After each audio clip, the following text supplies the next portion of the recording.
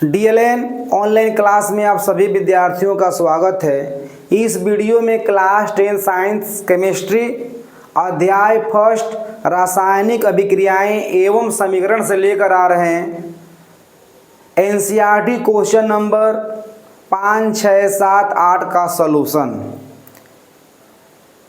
NCERT book में question number 5 से लेकर 8 तक में रासायनिक समीकरण को संतुलित करना है और साथ में क्वेश्चन नंबर 8 में रासायनिक समीकरण को संतुलित करते हुए उसमें अभिक्रियाओं का प्रकार भी बताना है।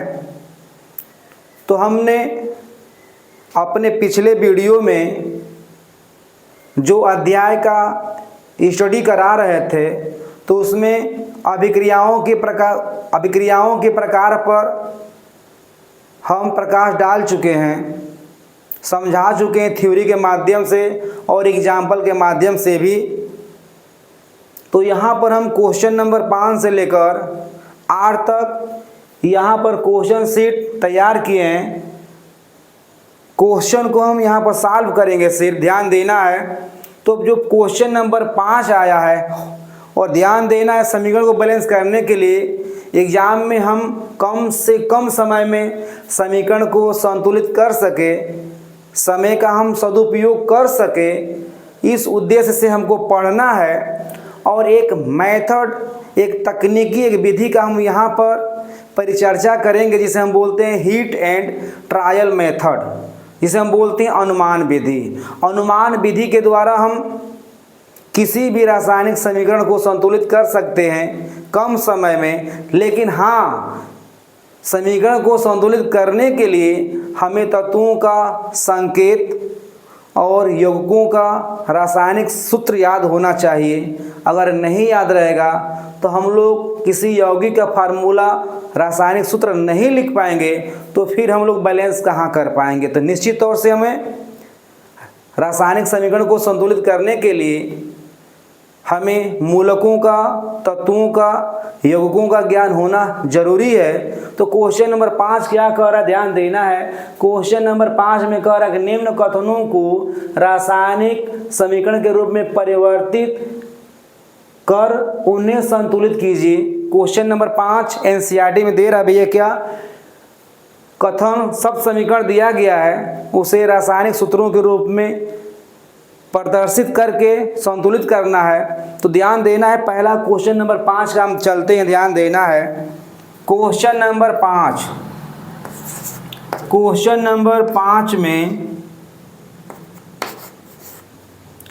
पहला जो क्वेश्चन आ रहा है, पहला क्वेश्चन में दे रहा कि नाइट्रोजन हाइड्रोजन गैस से संयोग करके अमोनिया बनाता है। यहाँ पर शब्द समीकरण दिया गया है भैया, इसे रासायनिक समीकरण के रूप में हमको परिवर्तित करके बैलेंस करना है। तो नाइट्रोजन गैस, ध्यान देना है, नाइट्रोजन गैस N2, ध्यान देना है।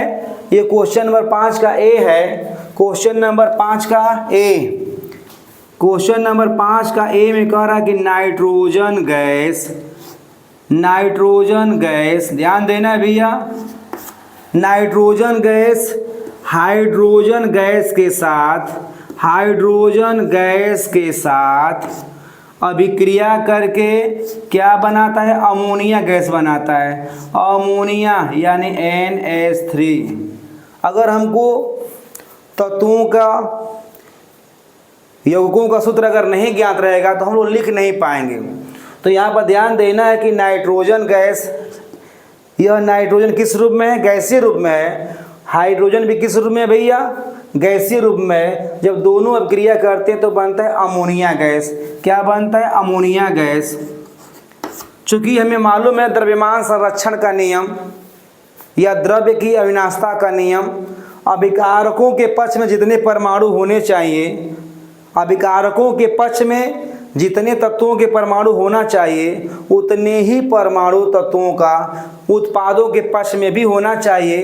तो हम लोग यहाँ पर परमाणुओं का आकलन करेंगे तो अभिकारकों के पक्ष में 2 नाइट्रोजन है, जबकि उत्पादों के पक्ष में एक नाइट्रोजन है जो असमान है, अतः इसे संतुलित करना क्या है, जरूरी है। इसी प्रकार से हाइड्रोजन जो है अभिकारकों के पक्ष में 2 परमाणु है, जबकि उत्पादों के पक्ष में 3 परमाणु है, अतः यह भी असमान है। अतः द्रव्यमान संरक्षण के नियम की सहायता से या द्रव्यमान संरक्षण के नियम का पालन करते हुए इस समीकरण में अभिकारकों के पक्ष में और उत्पादों के पक्ष में प्रत्येक तत्वों के परमाणुओं को संतुलित करना क्या है, जरूरी है।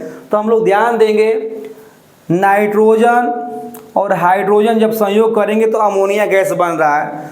तो यहाँ पर हम लोग को ध्यान देना है, अगर हम लोग यहाँ पे 3 का गुणा कर देंगे और यहाँ पर 2 का गुणा कर देंगे तो उत्पादों के पक्ष में नाइट्रोजन कितना हो जाएगा, 2 हो जाएगा, जो अभिकारकों के पक्ष में भी 2 नाइट्रोजन है। अभिकारकों के पक्ष में 6 हाइड्रोजन हो जाएगा परमाणु, 3 दूना के 6 हाइड्रोजन के परमाणु होंगे। उसी प्रकार उत्पादों के पक्ष में भी क्या होंगे, 2 तिहाई 6, यानी अभिकारकों के पक्ष में और उत्पादों के पक्ष में उपस्थित प्रत्येक तत्वों के परमाणु क्या हो गए, बराबर बराबर हो गए। अतः यह द्रव्यमान संरक्षण के नियम की सहायता से यह समीकरण क्या है, बिल्कुल हमारा संतुलित है। क्वेश्चन नंबर 5 का बी ध्यान देना है। क्वेश्चन नंबर 5 का बी में क्या कह रहा है भैया, कह रहा है क्या कि हाइड्रोजन सल्फाइड गैस वायु में दहन करने पर जल एवं सल्फर डाइऑक्साइड बनाता है। ध्यान देना है, क्वेश्चन नंबर 5 का बे, हाइड्रोजन सल्फाइड गैस जिसका फार्मूला होता है, केमिकल फार्मूला H2S, ये हाइड्रोजन सल्फाइड गैस है। किस रूप में है भैया, ये गैसीय रूप में है। जब इसको हम लोग ऑक्सीजन की उपस्थिति में जलाते हैं, O2 की उपस्थिति में जलाते हैं, तो ये क्या बनाता है भैया, बनाता है sulphur dioxide gas. Sulphur dioxide gas SO2 ये गैस बनेगा और प्लस H2O, क्या बनेगा, H2O बनेगा, ये लिक्विड होगा, ध्यान देना है। अब हमें समीकरण को बैलेंस करना है। अभिकारकों के पक्ष में 2 हाइड्रोजन है, उत्पादों के पक्ष में भी 2 हाइड्रोजन है, अभिकारकों के पक्ष में सल्फर का 1 परमाणु है और उत्पादों के पक्ष में भी सल्फर का 1 परमाणु है। ऑक्सीजन अभिकारकों के पक्ष में ऑक्सीजन जो है 2 परमाणु है, जबकि उत्पाद के पक्ष में 2 1 3 असमान है। अतः इसे संतुलित करना क्या है, जरूरी है। तो ध्यान देना भैया, हम लोग यहाँ पर 3 से गुणा कर देंगे तो यहाँ पर हो गया 3 दूना के 6 हाइड्रोजन हो गया, 3 दूना के 6 हाइड्रोजन हो गया, और ऑक्सीजन हो गया, सॉरी 3 दूना के 6 ऑक्सीजन हुआ। और हमारे इधर कितना है, 2, और यहाँ पर कितना है, 1 3 ही है। तो निश्चित तौर से अगर हम लोग यहाँ पर गुणा कर देंगे कितने का, यहाँ पर गुणा कर देंगे हम लोग 2 का, तो 2 ऑक्सीजन यहाँ पर मिला हमें, और 2 यहाँ पर 4 हुआ। हमको करना है संख्या 6 करना है, तो हम यहाँ पर 2 से गुणा कर देंगे तो 2 दूना के 4 और 2 ऑक्सीजन यहाँ से बैलेंस हो जाएगा, 6 मिल जाएगा। अब हमको ध्यान देना है सल्फर कितना होगा भैया, इधर सल्फर 1 है, अगर यहाँ पर हम लोग 2 का गुणा कर देंगे तो हमारा सल्फर भी 2 क्या हो गया, बैलेंस हो गया। रही बात हाइड्रोजन की, तो 2 दूना के 4 हाइड्रोजन इधर भी है और 2 दूना के 4 हाइड्रोजन क्या है, उत्पादों के पक्ष में भी है। अतः यह भी समीकरण क्या हो गया, संतुलित हो गया। इस विधि का नाम क्या है, हीट एंड ट्रायल मेथड, जिसे हम बोलते हैं अनुमान विधि।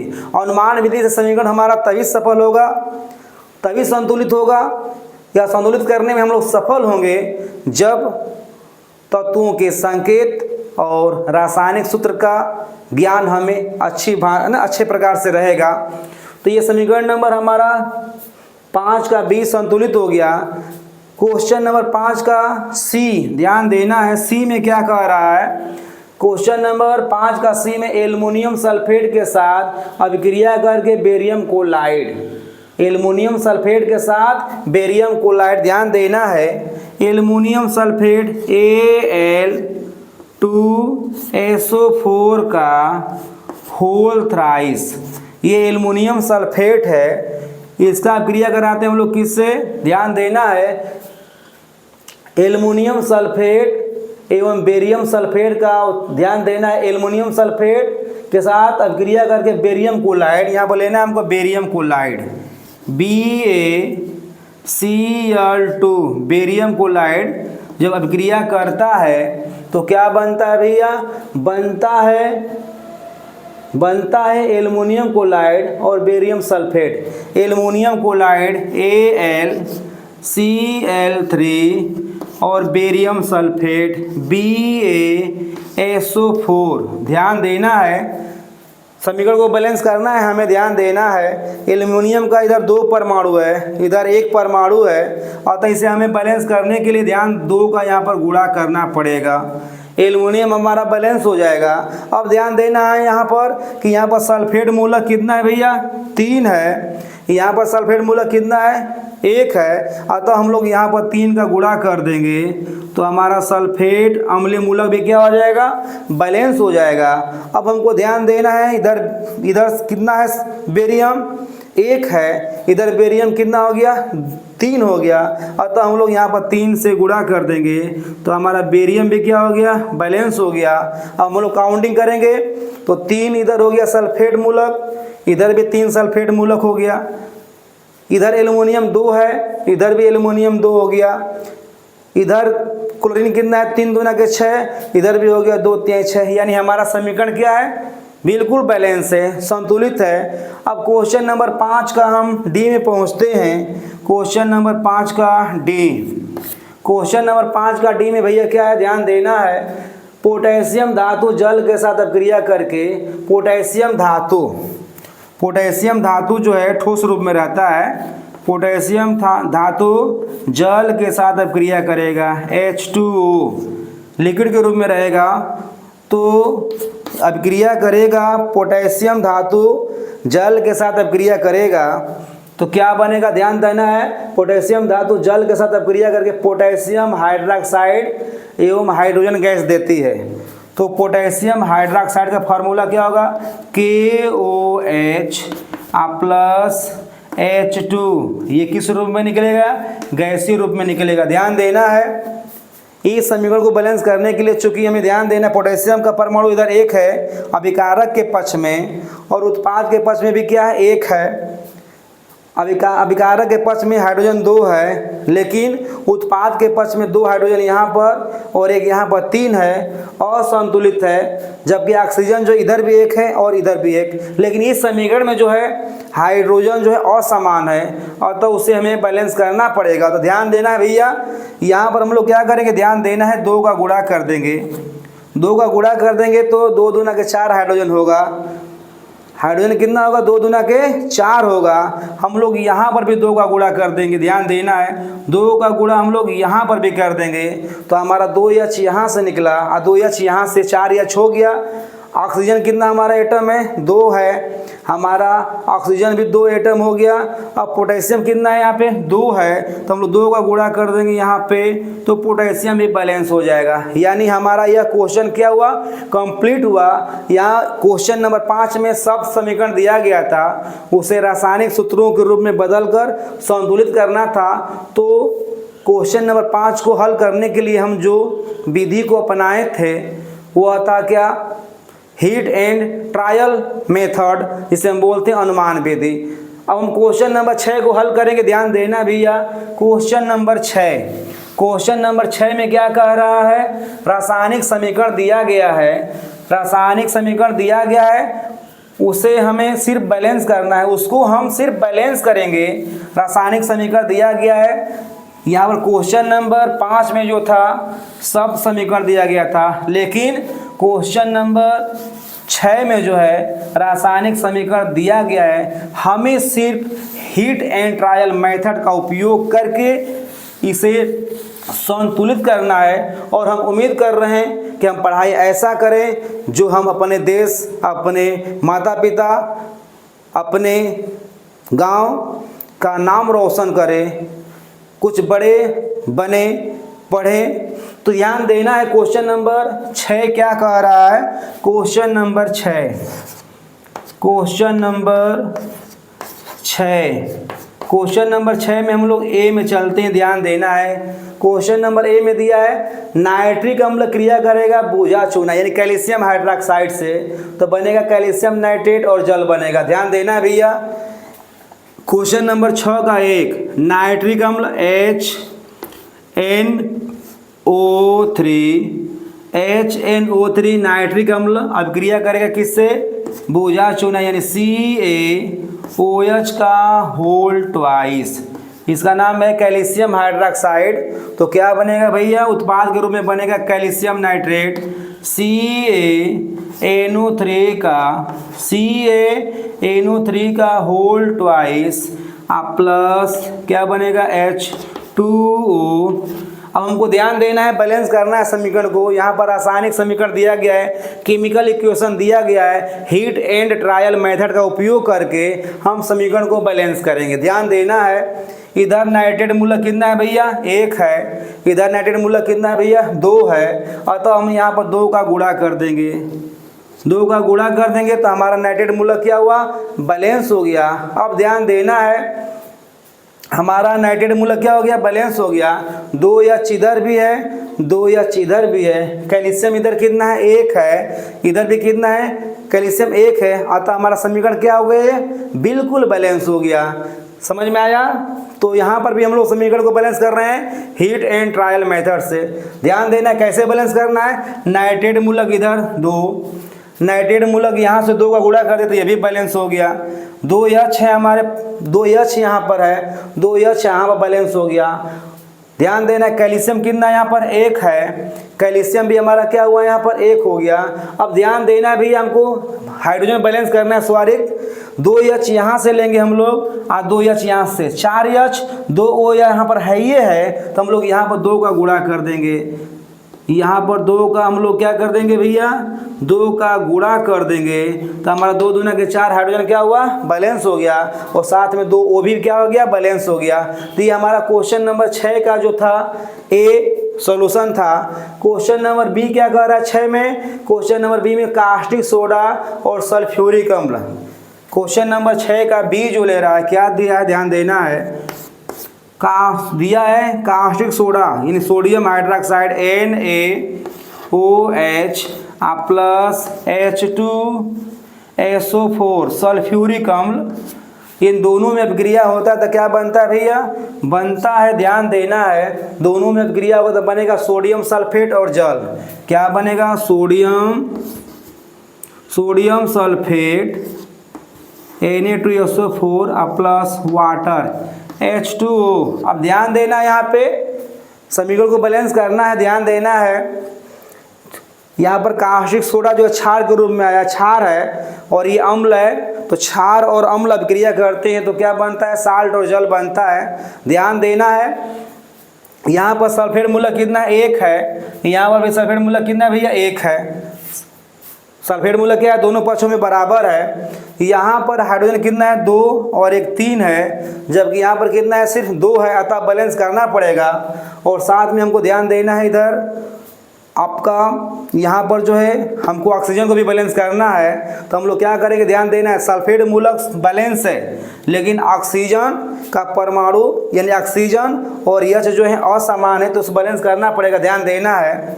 तो हम लोग यहाँ पर क्या करेंगे, यहाँ पर हम लोग 2 का गुणा कर देंगे, 2 का गुणा करेंगे तो 2 दूना के 4 हाइड्रोजन हो जाएगा हमारा, और 2H यहाँ से निकलेगा और यहाँ पर हम लोग 2 का गुणा कर देंगे। ध्यान देना है, 2H यहाँ से और 2H यहाँ से, 4H, तो 2 दूना के हमारा 4H यहाँ पर हो गया।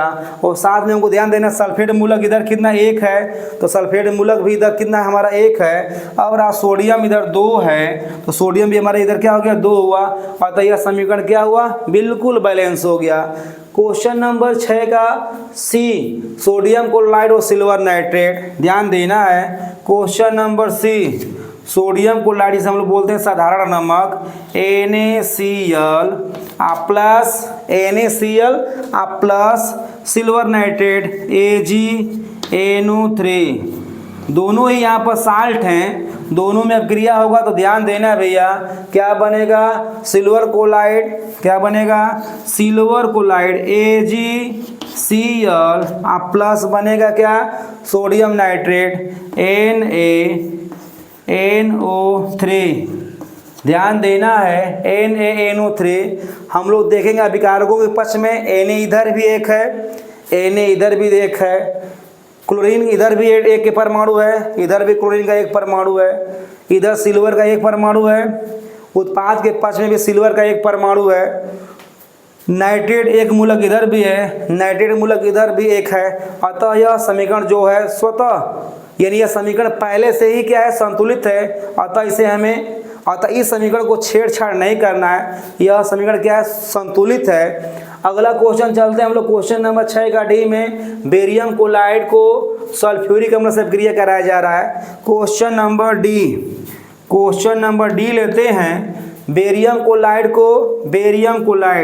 BaCl2 बेरियम क्लोराइड को किसके साथ अभिक्रिया कराया जा रहा है, तो बेरियम क्लोराइड को सल्फ्यूरिक अम्ल के साथ अभिक्रिया करा रहे हैं। सल्फ्यूरिक अम्ल H2SO4 जिसे हम बोलते हैं गंधक अम्ल भी बोलते हैं।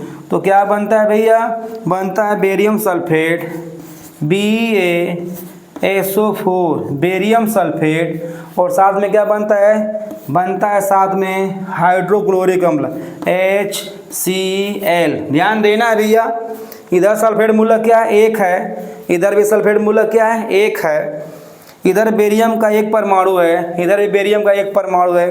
अब हमको ध्यान देना है, इधर क्लोरीन 2 परमाणु है और 2 H यहाँ पे है, इधर एक Cl है और एक H है। अतः हम यहाँ पर 2 का गुणा कर देंगे तो हमारा 2 H और 2 Cl दोनों क्या हो जाएंगे, बैलेंस हो जाएंगे। तो यह हमारा समीकरण क्या हुआ, बिल्कुल परफेक्ट हुआ। तो ये क्वेश्चन नंबर डी यानी क्वेश्चन नंबर 6 का डी बिल्कुल बैलेंस हो गया है। अब हम क्वेश्चन नंबर 7 में चलते हैं। क्वेश्चन नंबर 7 क्या कर रहा है, निम्न अभिक्रियाओं के लिए संतुलित समीकरण लिखिए। तो यहाँ पर जो है सब समीकरण दिया गया है, तो शब्द समीकरण को हम लोग रासायनिक समीकरण में बदलेंगे, इसके बाद संतुलित करेंगे अनुमान विधि का उपयोग करके। तो ध्यान देना है, क्वेश्चन नंबर हम लोग चलते हैं किसमें, क्वेश्चन नंबर हम लोग चलेंगे 7 में, जिसमें शब्द समीकरण दिया गया है उसे हम रासायनिक समीकरण में बदलेंगे, इसके बाद बैलेंस करेंगे। यानी क्वेश्चन नंबर 6, 7, 8 ये सब क्वेश्चन जो हैं एक ही तरह के हैं। क्वेश्चन नंबर 8 में क्या है भैया, क्वेश्चन नंबर 8 में सब समीकरण दिया गया है, उसे रासायनिक समीकरण में बदलते हुए बैलेंस करना है और साथ में अभिक्रियाओं का प्रकार भी बताना है। तो क्वेश्चन नंबर थोड़ा 8 जो है कुछ दूसरे टाइप का है, लेकिन उसे भी बैलेंस करना है। तो क्वेश्चन नंबर 7 में हम लोग चलते हैं। क्वेश्चन नंबर 7 में हम लोग चलेंगे। क्वेश्चन नंबर 7 का ए क्या कह रहा है भैया, कैल्शियम हाइड्रोक्साइड कह रहा है। क्वेश्चन निम्न अभिक्रियाओं के लिए संतुलित समीकरण लिखिए। कैल्शियम हाइड्रोक्साइड, तो कैल्शियम हाइड्रोक्साइड का फार्मूला हमें मालूम होना चाहिए, केमिकल फार्मूला मालूम होना चाहिए, तभी तो लिख पाएंगे और बैलेंस करेंगे। तो ध्यान देना है, कैल्शियम हाइड्रोक्साइड का फार्मूला क्या होता है भैया, तो CaOH का होल ट्वाइस। ये कैल्शियम हाइड्रोक्साइड है, इसका क्रिया करा रहे हैं हम लोग किससे भैया, इसका क्रिया करा रहे हैं हम लोग कार्बन डाइऑक्साइड के साथ। कार्बन डाइऑक्साइड यानी CO2। तो जब कार्बन डाइऑक्साइड के साथ क्रिया कराएंगे तो क्या बनेगा उत्पाद के रूप में भैया, बन रहा है कैल्शियम कार्बोनेट और जल बन रहा है।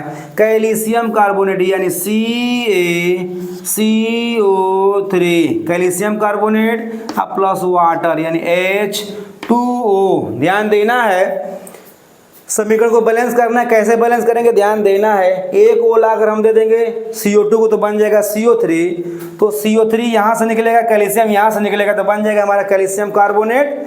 यहाँ पर बचेगा हमारा 2H, यहाँ पर बचेगा हमारा 2H और यहाँ पर बनेगा हमारा 2H यहाँ पर है और एक O निकल जाएगा यहाँ से, तो बनेगा क्या, जल बनेगा।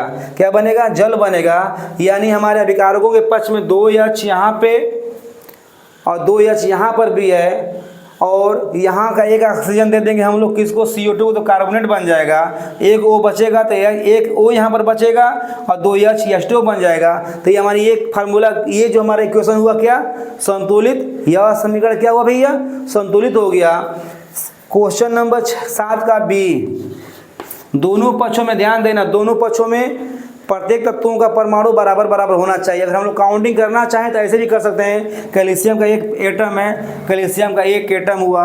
कार्बन का कितना है, 1 एटम इधर भी है, 1 एटम इधर भी हो गया। ऑक्सीजन कुल कितना है, 3, 1 4 है, 2 यहाँ पर और 2 यहाँ से 4 हो गया, और 2 H है तो 2 H मिल गया। हमको किसी तरह से काउंटिंग करना है, चाहे हम मूलक के रूप में करें चाहे परमाणु के रूप में करें, हमको करना है, क्योंकि दोनों पक्षों में प्रत्येक तत्वों के परमाणुओं की संख्या बराबर बराबर होनी चाहिए। हमारा समीकरण क्या रहेगा, बैलेंस। लेकिन ध्यान देना है, केमिकल फार्मूला सही होना चाहिए। यही नहीं कि समीकरण बैलेंस कर लें और केमिकल फार्मूला यानी रासायनिक सूत्र जो होगा गलती हो तो हमारा क्या होगा, समीकरण बिल्कुल गलती हो जाएगा। क्वेश्चन नंबर 7 का बी, क्वेश्चन नंबर 7 का बी में क्या कह रहा है, क्वेश्चन नंबर 7 का बी में कह रहा है जिंक अभिक्रिया कर रहा है सिल्वर नाइट्रेट के साथ। जिंक किसे, जिंक जो है, जिंक धातु जो है सिल्वर नाइट्रेट के साथ अभिक्रिया कर रहा है। तो सिल्वर नाइट्रेट का हमको फार्मूला याद होगा तभी तो लिख पाएंगे। तो क्या है, ध्यान देना है, जिंक धातु का, जिंक धातु जो है तत्व के रूप में है, Zn है, और सिल्वर नाइट्रेट क्या है, सिल्वर नाइट्रेट AgNO3, AgNO3। जब दोनों में अभिक्रिया होगा तो क्या बनेगा भैया, जिंक नाइट्रेट बनेगा। क्या बनेगा, जिंक नाइट्रेट बनेगा और सिल्वर विस्थापित हो जाएगा। तो ZnNO3, जिंक नाइट्रेट का फॉर्मूला क्या होता है, ZnNO3 का होल ट्वाइस प्लस Ag क्या हो गया, विस्थापित हो गया, सिल्वर जो है विस्थापित हो गया। ध्यान देना है, अब हमको बैलेंस करना, तो जिंक यहाँ पर 1 परमाणु है, जिंक यहाँ पर 1 परमाणु हो गया, लेकिन नाइट्रेट कितना होगा, इधर नाइट्रेट मूलक 2 हो गया संख्या में, इधर कितना 1 संख्या में है। और तो हम लोग यहाँ पर 2 से गुणा कर देंगे, तो 2 नाइट्रेट मूलक क्या हुआ, हमारा बैलेंस हो गया। अब सिल्वर 2 हो गया, इधर सिल्वर कितना भैया 1 है, और तो हम यहाँ पर 2 का गुणा कर देंगे, तो ये भी क्या हो जाएगा, बैलेंस हो जाएगा। तो ध्यान देना है, क्वेश्चन नंबर 7 का बी संतुलित हो गया। अब क्वेश्चन नंबर 7 का सी, क्वेश्चन नंबर 7 का सी देखना है भैया। दे रहा है क्या, एल्युमिनियम कॉपर कोलाइड से क्रिया कर रहा है। Aluminium Al copper collide CuCl2, ये कॉपर कोलाइड है। तो ये दोनों में अभिक्रिया हो रहा है, तो क्या बन रहा है भैया, दोनों में अभिक्रिया हो रहा है तो बन रहा है क्या, क्वेश्चन नंबर 7 का ये है सी, एल्युमिनियम कोलाइड बन रहा है और कॉपर, एल्युमिनियम कोलाइड यानी AlCl3 प्लस कॉपर क्या हो रहा है, यहाँ पे भी विस्थापित हो जा रहा है। ध्यान देना है, समीकरण को बैलेंस कर रहे हैं, ध्यान देना है। इधर ध्यान देना, एल्युमिनियम 1 है, इधर भी एल्युमिनियम कितना भैया 1 है, इधर क्लोरीन कितना है 2 है, इधर कितना है 3 है, अतः इसको बैलेंस करना जरूरी है। तो हम लोग क्या करेंगे, ध्यान देना है, यहाँ पर हम लोग ऊंची संख्या से गुणा करेंगे। ध्यान देना है, तो यहाँ पर हम लोग 2 से गुणा कर देंगे। ध्यान देना, 2 से गुणा नहीं करेंगे, 3 से गुणा करेंगे भैया, 3 से गुणा करेंगे। तो 3 से गुणा करेंगे तो हमारा हो जाएगा 3 दूना के 6 क्लोरीन परमाणु हो जाएगा। इधर कितना है 3 ही है, तो हम यहाँ पर 2 से गुणा कर देंगे, तो 2 3 6 हमारा क्लोरीन का हो गया, बैलेंस हो गया। अब एल्युमिनियम कितना हो गया, इधर 1 है, इधर कितना हो गया 2 हो गया, और तो हम लोग यहाँ पर 2 से भी गुणा कर देंगे, तो एल्युमिनियम भी क्या हो गया, बैलेंस हो गया। कॉपर की संख्या इधर कितना हो गया 3 हो गया, तो हम यहाँ पर क्या कर देंगे भैया 3 से गुणा कर देंगे, तो हमारा कॉपर भी क्या हो गया, बैलेंस हो गया। अतः यह क्वेश्चन नंबर 7 का सी समीकरण क्या हुआ, बिल्कुल बैलेंस हुआ। क्वेश्चन नंबर 7 का D, barium chloride potassium sulphate. Question number 7 का D, barium chloride BaCl2 barium chloride है। बेरियम क्लोराइड जो है कॉपर पोटेशियम सल्फेट से क्रिया करेगा। पोटेशियम सल्फेट K2SO4, तो पोटेशियम सल्फेट से क्रिया करेगा तो उत्पाद क्या बनेगा भैया, उत्पाद दिया है बनेगा barium sulphate potassium chloride, barium sulphate इन BaSO4 barium sulphate plus barium sulphate plus potassium chloride KCl। ध्यान देना है, समीकरण को बैलेंस करना है। BaCl2 बेरियम क्लोराइड है, पोटेशियम सल्फेट है, तो बनेगा बेरियम सल्फेट और पोटेशियम क्लोराइड। समीकरण को बैलेंस करना है भैया। इधर सल्फेट मूलक कितना 1 है, इधर भी संख्या में कितना है 1, कोई दिक्कत नहीं। इधर Cl कितना है भैया 2 है, इधर कितना है Cl 1 है, तो हम लोग 2 का गुणा कर देंगे यहाँ पे, 2 Cl हमको मिला बैलेंस। अब ध्यान देना पोटेशियम भी 2 है, तो हमारा पोटेशियम भी 2 बैलेंस हो गया। बेरियम कितना है 1 है, तो बेरियम भी हमारा क्या हुआ बैलेंस हुआ। अतः यह हमारा संतुलित समीकरण क्या हुआ भैया प्राप्त हुआ। ये क्वेश्चन नंबर जो है 7 है। अब हम क्वेश्चन नंबर 8 में चलते हैं, क्योंकि इस वीडियो में हम क्वेश्चन नंबर 5, 6, 7, 8 सबको जोड़ने जा रहे हैं। ध्यान देना है, थोड़ा सा लंबा वीडियो होगा। अब क्वेश्चन नंबर 8 में क्या करना है भैया, क्वेश्चन नंबर 8 में जो है सब समीकरण दिया गया है, उससे हमें संतुलित करना है और साथ में भी अभिक्रियाओं का प्रकार भी बताना है। अभिक्रियाओं का प्रकार भी बताना है कि अभिक्रिया किस तरह का है, उसका प्रकार पे भी हमको प्रकाश डालना है, बताना है। तो ध्यान देना है भैया क्वेश्चन नंबर 8। क्वेश्चन नंबर 8 में पहला आ रहा है क्या, क्वेश्चन नंबर 8 में क्वेश्चन नंबर 8 का हम लोग ए सोल्यूशन निकालेंगे। पहले ए का सोल्यूशन निकालेंगे। क्वेश्चन नंबर 8 ए में क्या कर रहा है, क्वेश्चन क्या कह रहा है, निम्न अभिक्रियाओं के लिए संतुलित रासायनिक समीकरण लिखिए एवं प्रत्येक अभिक्रिया का प्रकार बताइए। पहला क्वेश्चन आ रहा है पोटेशियम ब्रोमाइड। पोटेशियम ब्रोमाइड का क्या होता है भैया, KBr।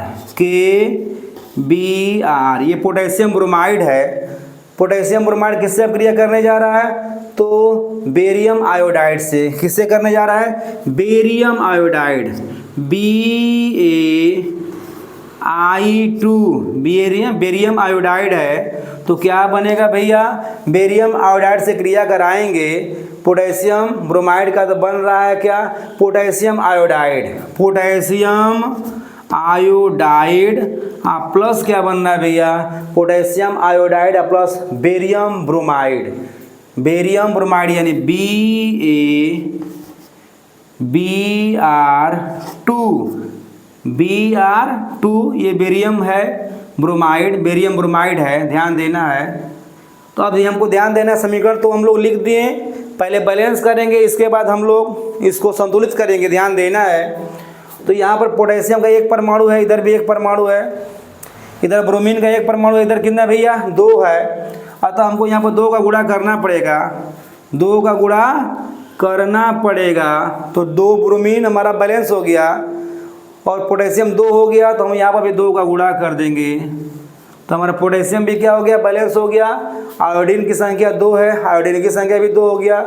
बेरियम का 1 परमाणु इधर भी है, पर बेरियम का 1 परमाणु इधर भी है। यह समीकरण क्या हो गया बैलेंस हो गया। अब हमको ध्यान देना है कि यह अभिक्रिया का प्रकार क्या है। अभिक्रियाओं का प्रकार में ध्यान देना है, योग अभिक्रिया हो सकता है, विस्थापन अभिक्रिया हो सकता है, द्विविस्थापन अभिक्रिया हो सकता है, वियोजन अभिक्रिया हो सकता है। यानी अभिक्रियाओं का प्रकार जो पढ़ाए हैं वीडियो में, उस पर हमको ध्यान देना है। तो ध्यान देना यहाँ पर हो रहा है क्या, ध्यान देना है। यहाँ पर पोटेशियम है, तो यहाँ पर पोटेशियम के साथ क्या है, Br का परमाणु है, ब्रोमीन का परमाणु है, लेकिन यहाँ पर पोटेशियम का साथ छोड़कर ब्रोमाइड क्या है, Br क्या अलग हो गया है, वह बेरियम के साथ जाकर जुड़ गया है। इसका मतलब क्या है कि पोटेशियम के बाद आयोडीन आ गया और यहाँ पर बेरियम के पास कौन है, आयोडीन है, लेकिन यहाँ पर बेरियम के पास कौन आ गया, ब्रोमीन आ गया। इसका मतलब यहाँ पर क्या है, परमाणु जो आयन, चूंकि यहाँ पर साल्ट है, यहाँ पर पोटेशियम ब्रोमाइड भी साल्ट है, बेरियम आयोडाइड भी साल्ट है, पोटेशियम आयोडाइड भी साल्ट है और बेरियम ब्रोमाइड भी साल्ट है। तो यहाँ पर जो साल्ट होते हैं वो आयनिक यौगिक होते हैं। तो इस समीकरण में जो होता है आयनों का क्या हो रहा है, विनिमय हो रहा है। एक आयन जो है अपना स्थान छोड़कर दूसरे के पास जा रहा है और दूसरे से निकला हुआ आयन जो है पहले के पास आ रहा है। तो यहाँ पर अभिक्रिया कैसा होगा, द्विविस्थापन अभिक्रिया होगा भैया। क्या होगा, द्विविस्थापन विस्थापन, द्विविस्थापन अभिक्रिया। इसका प्रकार क्या है? द्विविस्थापन अभिक्रिया, क्योंकि इस अभिक्रिया में जो है आयनों का क्या हो रहा है? विनिमय हो रहा है, चेंजिंग हो रहा है। अतः यह द्विविस्थापन अभिक्रिया जिसे हम बोलते हैं क्या? Double displacement reaction. Double displacement reaction के नाम से भी जानते हैं, ध्यान देना है। अब क्वेश्चन नंबर 8 का बी में हम लोग चलते हैं, ध्यान देना है।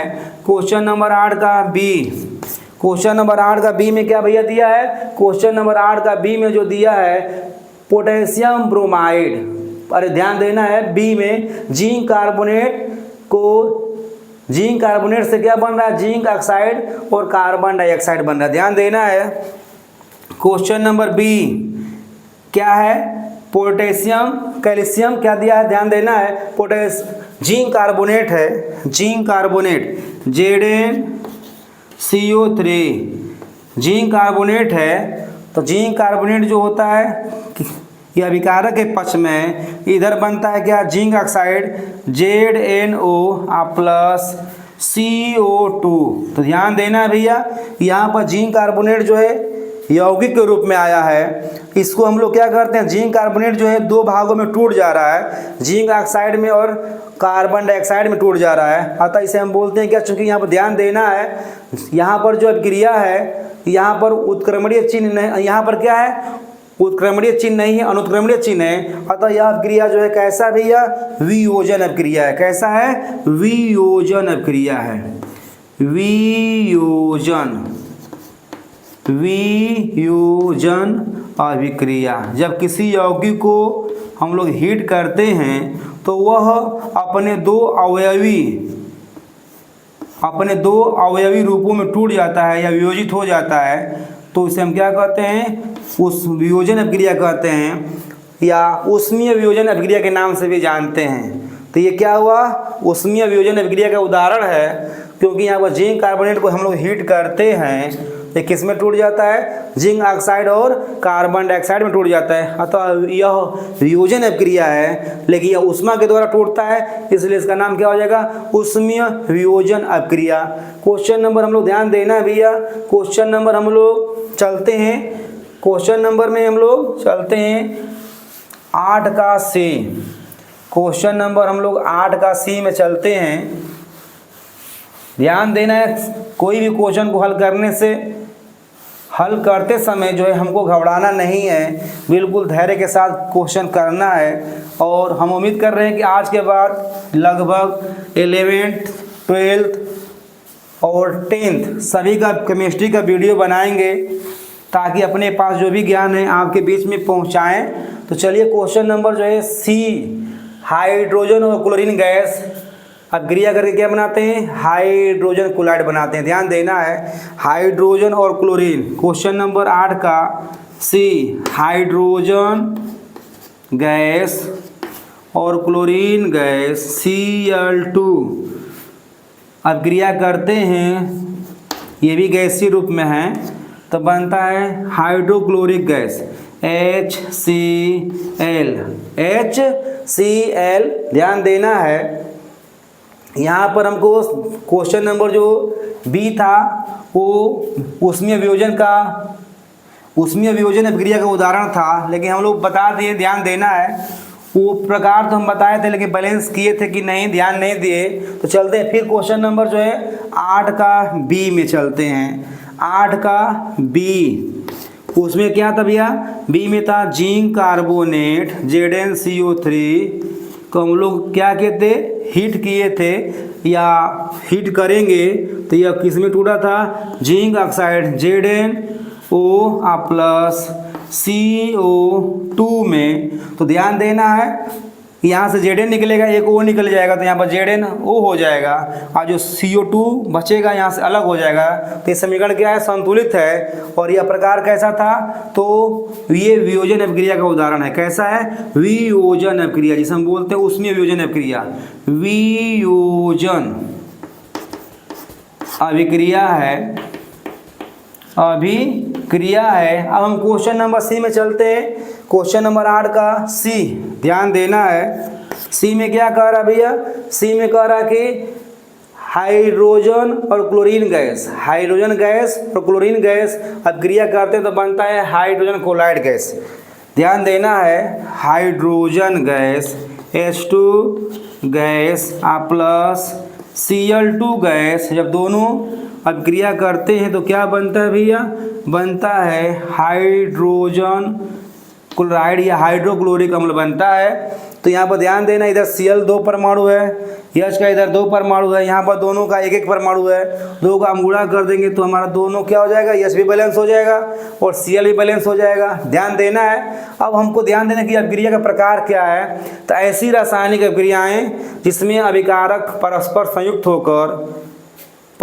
संयुक्त होकर या संयोग करके सिंगल यानी एकल उत्पाद बनाते हैं, उसे हम बोलते हैं क्या, योग अभिक्रिया बोलते हैं या संयोजन अभिक्रिया कहते हैं। तो यहाँ पर दोनों का योग हो रहा है और बन रहा है क्या, एकल उत्पाद बन रहा है। अतः ये कैसा अभिक्रिया है जी, यह संयोजन अभिक्रिया है। कैसा है, संयोजन अभिक्रिया या योग अभिक्रिया है, संयोजन अभिक्रिया है। अब ध्यान देना है क्वेश्चन नंबर 8 का डी, क्वेश्चन नंबर 8 का डी में लेते हैं। क्वेश्चन नंबर 8 का डी में क्या है भैया, क्वेश्चन नंबर 8 का डी में मैग्नीशियम और हाइड्रोक्लोरिक अम्ल, मैग्नीशियम और हाइड्रोक्लोरिक अम्ल। चलते हैं, मैग्नीशियम Mg ये ठोस रूप में रहता है धातु, और है हाइड्रोक्लोरिक HCl ये एक्वस रूप में रहता है, जलीय रूप में रहता है। तो दोनों में क्रिया होगा भैया तो क्या बनेगा, हाइड्रोक्लोरिक अम्ल है एक्वस रूप में है, तो मैग्नीशियम क्लोराइड बनेगा एक्वस और हाइड्रोजन गैस निकलेगा। क्या बनेगा भैया, मैग्नीशियम क्लोराइड यानी MgCl2 ये बनेगा एक्वस के रूप में, जलीय रूप में, प्लस H2 जो होगा गैस बनकर निकलेगा। तो ध्यान देना, समीकरण बैलेंस करना है भैया। इधर मैग्नीशियम का एक परमाणु है, इधर भी एक है, इधर Cl का एक है, इधर कितना भैया 2 है। अतः हम यहाँ पर 2 का गुणा कर देंगे तो हमारा क्या हुआ, 2 का गुणा करेंगे तो हमारा ध्यान, इधर Cl कितना है, 1 है, सॉरी इधर Cl कितना है भैया, इधर Cl जो है